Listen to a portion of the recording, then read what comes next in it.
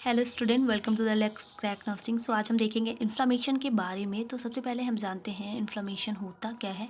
So basically inflammation क्या होता है? इरिटेशंस और micro circulations, inflammation of the body response toward any injury infection such as cutting of the finger. ठीक है, तो इन्फ्लामेशन जो होता है वो माइक्रो सर्कुलेशन का मतलब आपका यहाँ पे माइक्रो तो होता है स्मॉल, एंड सर्कुलेशन का मतलब होता है आपकी सर्कुलेटरी सिस्टम में। तो जो माइक्रो सर्कुलेशन में किसको ऐड किया जाता है तो वो है कैपिलरीज। ठीक है, तो सबसे पहले माइक्रो इन्फ्लामेशन में कैपिलरीज में इरिटेशन होगी, एंड सेकेंडली क्या होगा, इस जो इन्फ्लामेशन होगा वो हमारे बॉडी के प्रति एक रिस्पॉन्स शो करेगा। लाइक जब भी आपको इंजरी होती है या फिर इन्फेक्शन होता है।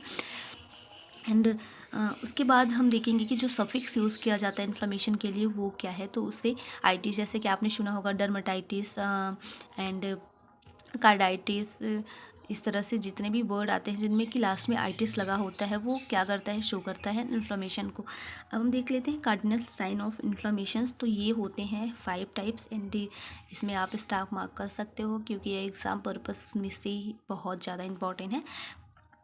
तो कार्डिनल साइन में सबसे पहला जो आता है वो रेडनेस है, second swelling, third pain, increase body temperature, and fifth जो है वो लॉस ऑफ फंक्शंस। अब चलो देख लेते हैं इन्हें टर्मिनोलॉजिस में क्या कहते हैं, इनका जो अदर नेम है वो क्या है।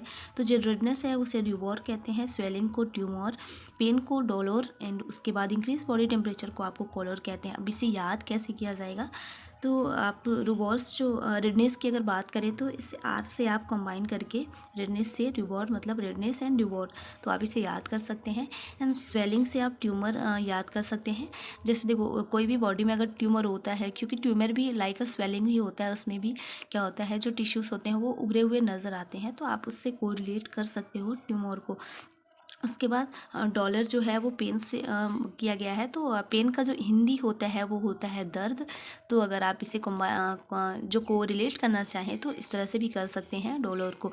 इसके बाद इंक्रीज बॉडी टेम्परेचर, तो आप कॉलर, क्योंकि हम सबको पता है कि जब बॉडी टेम्परेचर इंक्रीज़ होता है, एक्सरसाइज वगैरह हम लोग करते हैं, तो वहाँ पे क्या होगा, हमारी जो है कैलोरी जो है वो लॉस्ट होती है। ठीक है, कैलोरी लॉस्ट होती है, तो आप उससे कोरिलेट कर सकते हैं।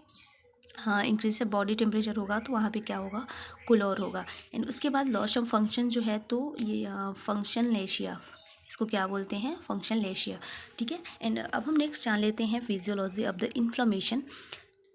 Due to any etiology cells damage that leads the cell membrane destroy.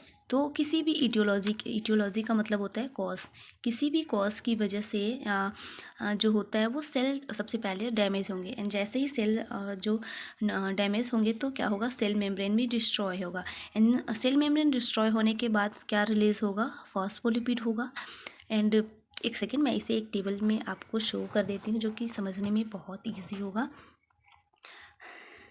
तो सबसे पहले होगा सेल डिस्ट्रॉय। ठीक है, सेल डिस्ट्रॉय होने के बाद क्या होगा कि यहाँ पे एक एंजाइम जो है जिसे हम लोग बोलते हैं फॉस्फो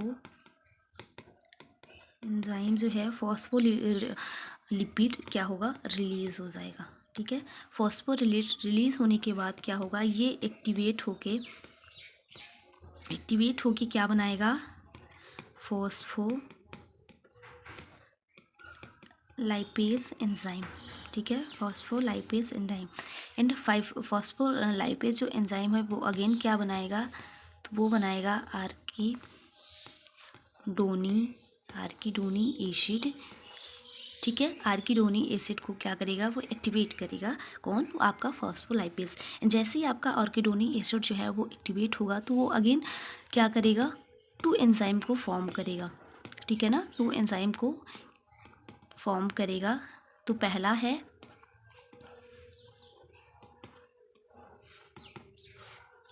तो जो पहला एंजाइम होगा वो होगा कॉक्स, इन दूसरा जो एंजाइम होगा वो होगा लॉक्स। ठीक है, यहाँ तक हम क्लियरली समझ आ गया ना आपको।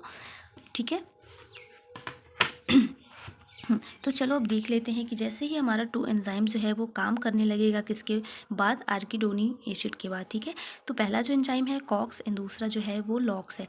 कॉक्स को हम क्या बोलते हैं, साइक्लो ऑक्सीजनेस। लॉक्स को हम क्या बोलते हैं, लिपो ऑक्सीजनेस, ठीक है। तो जो कॉक्स है आपका वो अगेन 3 टाइप्स के जो है प्रोडक्ट फॉर्म करेगा, ठीक है। 3 टाइप्स के प्रोडक्ट फॉर्म करेगा। पहला है प्रोस्टाग्लैंडिन, दूसरा है प्रोस्टासाइक्लिन एंड तीसरा है थ्रोम्बोक्सेन A2, ठीक है।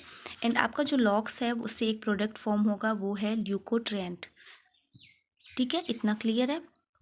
अब हम देख लेते हैं कॉक्स जो है वो 2 टाइप्स के यहाँ भी होते हैं। एक होता है कॉक्स एवन एंड दूसरा जो होता है कॉक्स A2।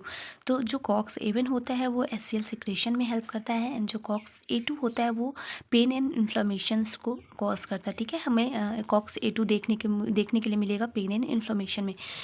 एंड अब हम देख लेते हैं, जैसे कि हमने पढ़ा था कॉक्स में 3 टाइप्स के जो हैं वो प्रोडक्ट फॉर्म हुए थे। तो सबसे पहले हम देखेंगे प्रोस्टाग्लैंडिन का, इसका फंक्शन क्या होता है।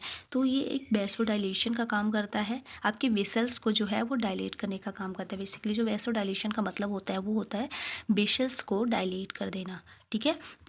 एंड सेकेंड जो है यूट्राइन कॉन्ट्रैक्शन। आपने सुना होगा कि ड्यूरिंग लेबर या फिर ड्यूरिंग आफ्टर प्रेगनेंसी जो है वो यूट्राइन कॉन्ट्रैक्शंस को रिलीज़ करने के लिए, यूट्राइन कॉन्ट्रैक्शन को बढ़ाने के लिए क्या देते हैं, प्रोस्टाग्लैंडिन का डोज देते हैं, ठीक है।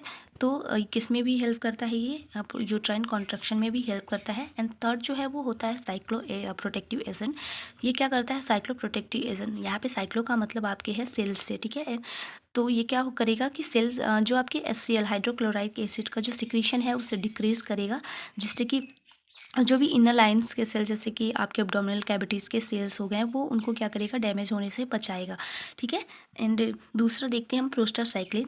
तो प्रोस्टासाइक्लिन क्या करता है, it is a chemical messenger which stimulate the hypothalamus to increase body temperature, ठीक है। तो प्रोस्टासाइक्लिन क्या होता है, केमिकल मैसेंजर होता है जो कि आपके हाइपोथैलेमस को स्टिमुलेट कर देता है। हाइपोथैलेमस क्या करता है, आपके थ्रस्ट थ्रस्ट पर फंक्शन करता है, हंगर पर फंक्शन करता है एंड आपके बॉडी टेम्परेचर पे काम करता है, ठीक है। तो जैसे ही हमारा हाइपोथैलेमस जो है वो स्टिमुलेट होगा तो हमारी बॉडी टेम्परेचर क्या होगी, वो इंक्रीज़ हो जाएगी, ठीक है। उसके बाद हम देखेंगे थ्रोम्बोक्सेन A2। तो थ्रोम्बोक्सेन A2 जो है वो एक प्लेटलेट एग्रीगेशन है जो कि हेल्प करता है आपके ब्लड क्लॉटिंग में, क्योंकि प्लेटलेट्स में काम कर रहा है। तो सबको पता है कि प्लेटलेट्स का जो वर्क होता है वो कहीं ना कहीं ब्लड क्लॉटिंग में हेल्प करता है, ठीक है। उसके बाद ल्यूकोट्रिएंट को देख लेते हैं। तो ये क्या होता है, स्मूथ मसल्स कॉन्स्ट्रिक्शन होता है जो कि लीड्स क्या करता है, ब्रोंकोस्पाज्म एंड ब्रोंकोस्पाज्म की वजह से क्या होगा, ब्रीदिंग डिफिकल्टी होने लगेगी, जिससे कि हम डिस्निया बोलते हैं, ठीक है। ब्रोंकोस्पाज्म का मतलब होता है कि जो आपकी आपके जो एयरवे होगा ना वो क्या होने लगेगा, कॉन्स्ट्रिक्ट होने लगेगा, ठीक है। उसमें स्पाज्म होने लगेगा जिसकी वजह से ब्रीदिंग डिफिकल्टी या डिस्निया कॉज होने लगेगी। उसके बाद हम जानते हैं कि कैसे मैनेजमेंट करेंगे हम इन्फ्लामेशन का। तो इन्फ्लामेशन को मैनेजमेंट करने के लिए आती है एंटी इन्फ्लामेटरी ड्रग्स, ठीक है। तो the medicines which are use to treat the inflammation are called anti inflammatory drug, ठीक है। ये 2 टाइप्स की होती हैं। The first one is steroid, जिससे कि हम कॉर्टिकोस्टेरॉइड्स भी बोलते हैं। एंड सेकेंड जो है वो नॉन स्टेरॉइडल होती है एंड एंटी इन्फ्लामेटरी ड्रग या फिर NSAIDs के नाम से भी जानते हैं। अब हम जान लेते हैं स्टेरॉइड जो होता है उनका मैकेनिज्म ऑफ एक्शन क्या होता है, ठीक है। तो जो स्टेरॉइड होते हैं वो फॉस्फोलाइपेज इनहिबिटर्स होते हैं, ठीक है। एंड अब देखते हैं स्टेरॉइड का इफ़ेक्ट क्या होता है। तो सबसे पहले ये होता है इम्यूनोसेप्रेंस, मतलब कि आपकी इम्यूनिटी को क्या करेगा, सेप्रेस कर देगा। अब देखते होंगे कि किसी मतलब कभी अभी आप जब शॉप पे जाते हो मेडिसिन लेने एक ऐसे डॉक्टर से जो कि आपका मतलब ऐसे ही डॉक्टर हैं, आप किसी भी क्लिनिक पे चले गए ड्रग्स को लेने, तो अब क्या करेंगे ना, वो आपको किसी भी PCM या फिर कोई अदर ड्रग के साथ आपको स्टेरॉइड ज़रूर देंगे। तो स्टेरॉइड क्या करता है, आपकी इम्यूनिटी को लॉस्ट कर देता है, आपकी इम्यूनिटी को कम करने लगता है।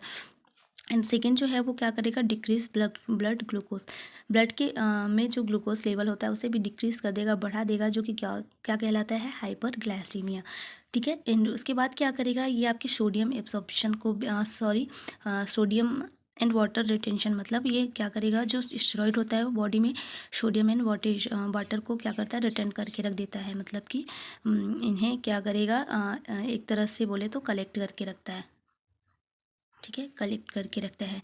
एंड नेक्स्ट जो है वो क्या करेगा, डिक्रीज कैलोजन प्रोटीन। कैलोजन सबको पता है, प्रोटीन हमारे बॉडी के लिए बहुत ज़रूरी है। तो अगर हम स्टेरॉइड लेते हैं तो इनका जो अमाउंट है, इनकी जो क्वांटिटी है वो हमारे बॉडी में डिक्रीज होने लगती है धीरे धीरे। ठीक। नेक्स्ट क्या है, एक्सक्रीशन ऑफ कैल्शियम। हमारे बॉडी में जो कैल्शियम आयन होता है उसको भी क्या करेगा, जल्दी जल्दी एक्सक्रीट आउट कर देगा, बाहर कर देगा, जिसकी वजह से हमारी जो बोन होती हैं वो वीक होने लगती हैं एंड देन डिस्ट्रॉय होने लगती हैं। ठीक है। एंड जो स्टेरॉइड होते हैं वो हेल्प करते हैं लंग्स के मैच्योरिटी में। मतलब कि जैसे कि एक डिजीज़ कंडीशन होता है जो होता है आरडीएस। ठीक है, आरडीएस क्या होता है, रेस्पिरेटरी डिस्ट्रेस सिंड्रोम, जो कि बच्चों में मेनली देखने को मिलता है। तो अगर आपका जो फीटल है उसका जो लंग्स है वो मेच्योर नहीं हुआ है तो उसको मेच्योर करने के लिए क्या करते हैं, 48 आवर्स पहले, मतलब डिलीवरी के 48 आवर बिफोर डिलीवरी के से 48 आवर्स पहले क्या करते हैं, ये देते हैं आपका स्टेरॉइड लाइक प्रोस्टाग्लैंडिन। एंड ये क्या करता है, बेबी का जो फीटस का लंग्स होता है उसे मेच्योर कर देता है, उसके एयरवे को क्लीन कर देता है। ठीक है, क्लियर कर देता है। तो आज के क्लास में हम इतना ही देखेंगे एंड जो भी इसका अदर पार्ट बचा होगा वो हम देखेंगे नेक्स्ट क्लास में। ठीक है।